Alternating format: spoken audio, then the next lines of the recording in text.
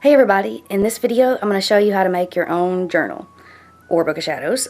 So let me know if you have any questions, and I hope you all have a blessed week. Okay, so to get started on making your own journal, or you can use this as a book of shadows, or just, of course, whatever you want to use it for, you're going to want to get like some fabric, or what I've got here is some nice thick leather. So what you want to do is cut your leather or your fabric, because you can use any fabrics that you want. You don't have to just use leather. You can use like blue jean material, or you could use something that's kind of thick. You wouldn't want to use like a sheet or like a curtain or something, because that's kind of really thin. So you wouldn't be able to really, wouldn't be very sturdy. So it wouldn't hold your things together very well. So what I use is leather, and you can purchase leather from, oh goodness, Walmart sells leather. Let's see, also Hancock Fabrics sells leather, and there are a number of leather shops. If you want to, spend a little more, you can do that, and you just look around on the internet, and you'll find something that's nearby that you can go and purchase your leather from. And then for paper, I'm just using white linen paper. It's kind of thin, and it's linen paper. And it's kind of a cream. It kind of looks white through the camera screen, but it's actually like an ivory color. So you'll want to put as many pages as you want. I think I've got about 200 pages here. So that's how many I'm going to put in here. And, if you get your paper from, Walmart, they have parchment paper at Walmart too, if you're just wanting to add a few pages, or, there's numerous places on the internet where you can buy parchment paper if that's what you prefer. But you can also just use, like what I'm using, some white linen paper. That's what I'm going to use for this particular journal.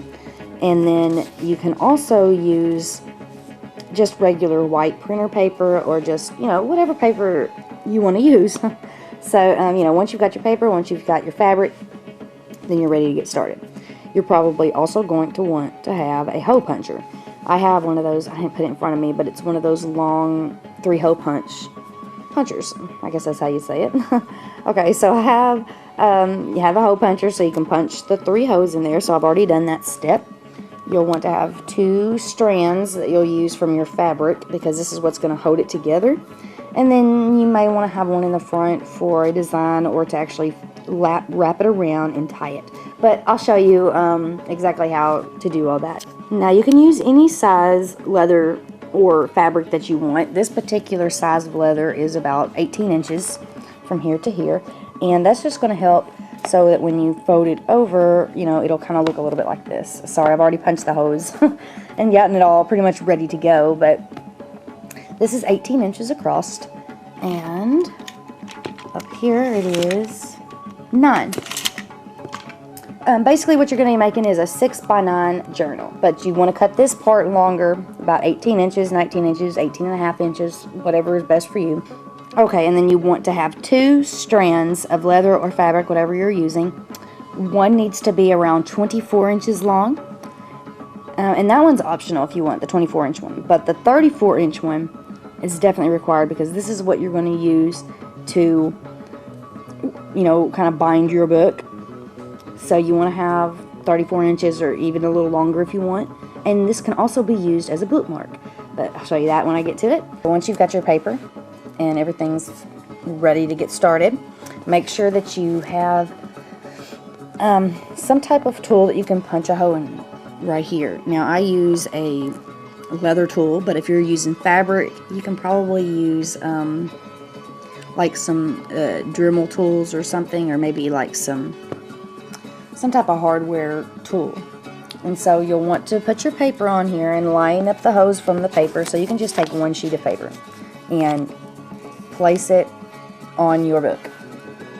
Now once you have it on your book, you can line it up the way you want it. So I've already got my hose there, but so yeah, just line it up like that, and then make sure that like the flap goes over, and then this flap goes over, so it all is kind of even.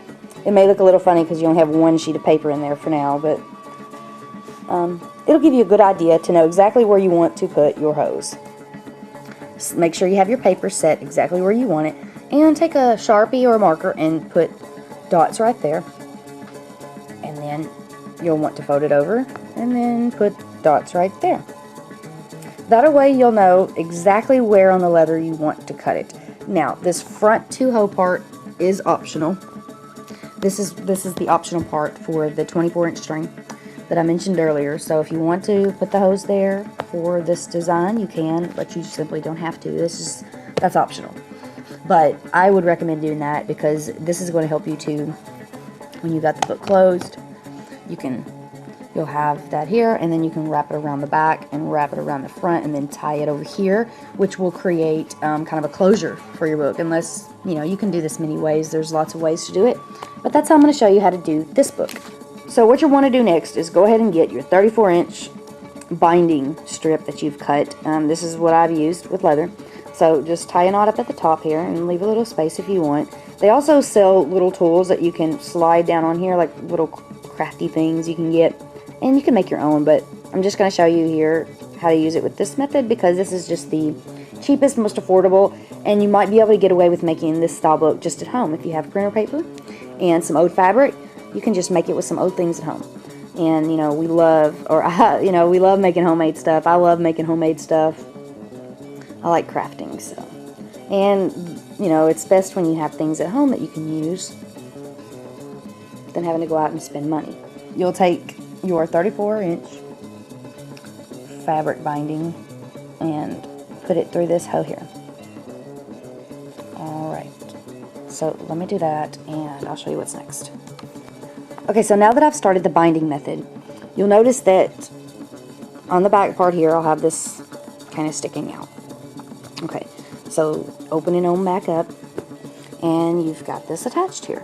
So now what you'll want to do is take your paper and just start feeding it through the bottom part. So go ahead and have your paper in place. I've divided up in a couple of sections so that I can really weave it through well. And you'll want to take it and stick it through this hole. Okay, so I've got it fed through this last hole here. And the next step is to just take this and go through that first hole. This is after you get all your paper in. I haven't done all my paper yet. So it'll look like this. And then just take this around and see what you're creating here is kind of like a weave. And so the next step will be to take it and feed it through this middle hole. And then go ahead and bring it up. And then feed it through this hole. And then I'll show you what to do next. So once you've weaved it, do that first hole and brought it to the back. So once you started the binding and you've gone through this hole and up through the next one, this is how it'll look on the side. Next step will be just to go through this hole. Oops, can't see. through, and then pull it tight. Now you're going to tighten it up a lot when you're done. It's going to be a little loose right now. That's just because you're trying to weave it in. Excuse me, my voice is kind of hoarse and the floor's creaking. Alright, and then the next step, of course, bring it around here. And you're going to want to go through this hole now. Okay, so go ahead and pull it through that hole. Now the next thing you're going to want to do, you've got it pulled up through here. And you see it's coming together quite nicely. Go ahead and stick it through this last hole. And pull it through. And there you go. And see how simple this is? I'll probably make another video maybe in the future. I really don't know yet on how to make the larger Book of Shadows. But it requires a lot of materials. And it requires a lot of time. I mean, preparing one of those books can take up to 3 weeks. And so the next thing you want to do is if you have your charms or anything you want to use up at the top, you can use those. Or you may simply tie this in a knot. Okay, so I just tied mine in a knot. And now you can use charms and all kinds of things. I just like to use this method because it holds really good. And so now you have a bookmark. Simple way to have a bookmark. So you can open it up. And see, it opens up pretty well, and you can You know, you gotta kind of work with it a little bit at first, because it's, you know, you kind of gotta form it, you know, get the structure and everything down with the way you want it to sit. And then, so see, you can use that as a bookmark. And, you know, also, you can use this flap here as a bookmark. So you can put that there, and then fold that over like that. And then you've got you a nice leather journal. Now, you can even go as far as to decorate the front cover. If you have charms or leaves or things that you collected outside, or little crystals, like those little crushed crystals. I don't know what they're called, but they're like, not the tumbled stones. They're actually really, really smaller than that. Like chips. They're like little chips. So if you wanted, you could decorate it with that. You could get some hand tooling. If you use leather and want to hand tool a design on it, they sell lots of tools for different designs and stuff that you could use. But this is pretty much how it'll look if you just want to leave it like this. So there's the side, and this is how the back looks. And the front's like this. Okay, now I'm going to show you what this is for. So you take your 24-inch leather strand or fabric, whatever you're using, and go ahead and put one side in there. Oops. Okay, one side in.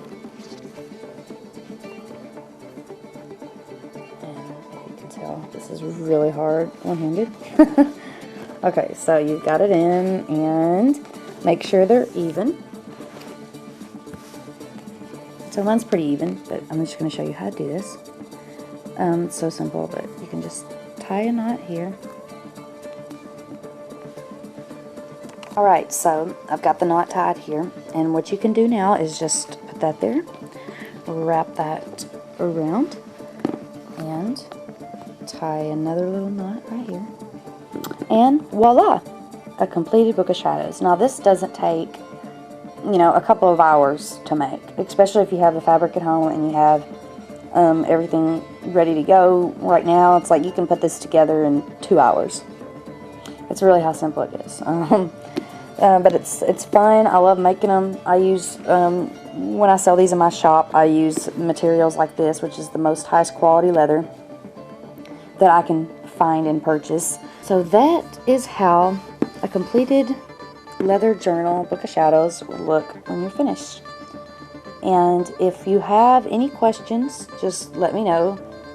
If you decide to make a book and want to post a video response, please do. Or if you make other styles of journals like this, similar to this one, and you would like to share the design and ways that you do it, please post a video response. So, yeah. Let me know if you have any questions, and I hope you all have a wonderful day. Bye.